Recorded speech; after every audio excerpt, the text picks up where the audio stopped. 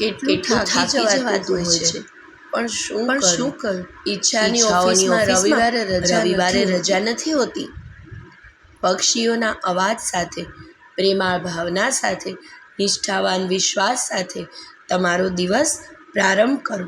એક સુંદર સ્મિત સાથે good morning. તમને જ્યારે એમ લાગે કે આ દુનિયામાં તમારું કોઈ નથી, ત્યારે આકાશ તરફ જોવું. ત્યાં એ છે જે હંમેશા તમારી સાથે હતો અને રહેશે. કેટલું સારું હોત સાહેબ, જો જીવનની મુશ્કેલીઓ પણ સ્ટેટસની જેમ 24 કલાક પછી જાતે જ ડિલીટ થઈ જતી હોત. મુસીબતો આપણને ત્યારે જ દેખાતી હોય છે જ્યારે આપણું ધ્યાન આપણા લક્ષ્ય પર નથી હોતું.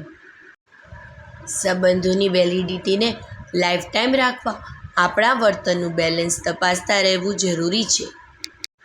થોડું સંભાળીને રહેજો. ખાલી સિક્કાને જ નહીં, વ્યક્તિને પણ બે બાજુ હોય છે. જે આનંદ આપણે મેળવીએ છીએ તેનો થાક લાગે છે, પરંતુ જે આનંદ આપણે બીજાને આપીએ છીએ તેનો થાક લાગતો નથી. ઓ સવાર, જ્યારે પણ તું આવે, દરેકને માટે ખુશી લાવજે. દરેક ચહેરા પર સ્મિત સજાવજે. દરેક આંગણમાં ફૂલો ખીલવજે. અનુભવ કહે છે, લાકડીના ઘા કરતાં લાગણીના ઘા વધુ લાગે છે.